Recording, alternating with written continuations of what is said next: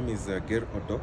I'm a development consultant, which means I work with the aspect of supporting organizations in their business solutions across the East Africa region.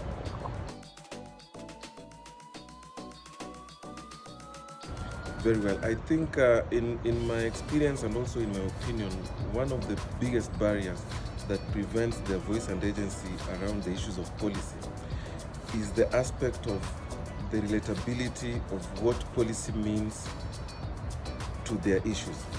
So what I mean with that is in any given government setup, it is driven by policies.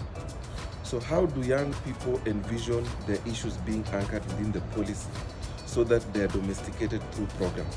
So if they miss out on that aspect of putting their voice and agency on the policy issues, it means that there is a disconnect between issues of investment, issues of prioritization, both at national and county level.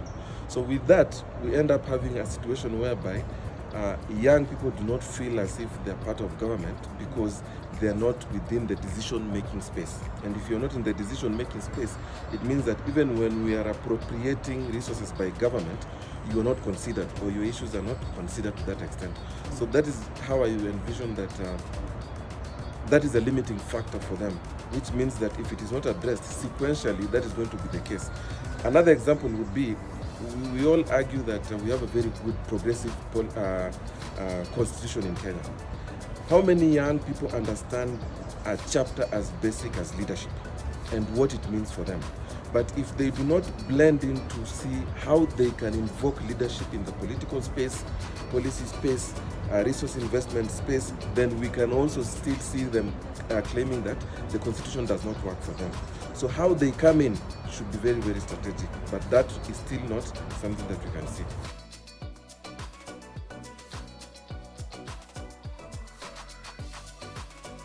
The best place that I think, if taken up, can be able to make a lot of sense for young people is particularly on the issue of leadership.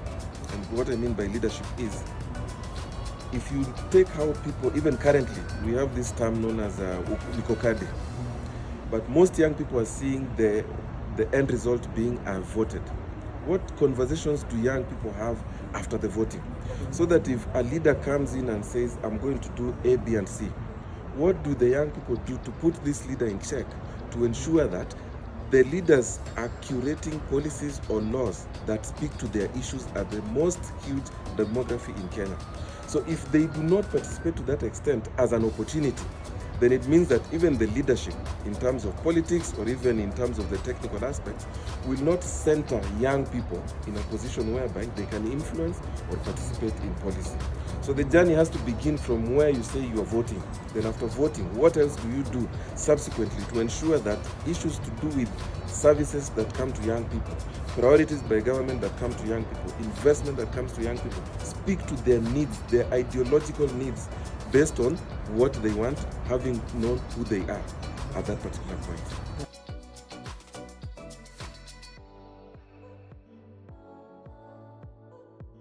Very well. You see, the aspect of tokenism comes in more so in the Kenyan context because of this dynamic known as poverty. When there's poverty, it means people are desperate. And as I mentioned before, the young people in Kenya form about 70% of the national population. So if that demographic of population is desperate, then tokenism has to be there. So how do they reverse this tokenism? The way they reverse this tokenism is to try and envision a future for a country that they see for themselves.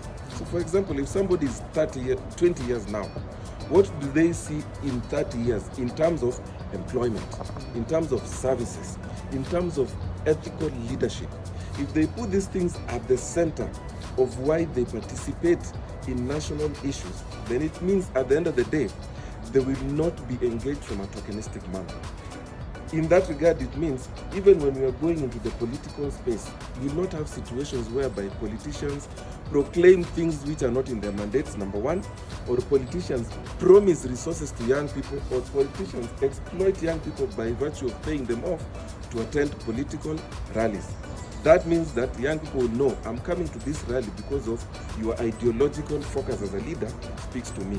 If it doesn't speak to me, then I do not waste time coming to you. So at that point, tokenism can end.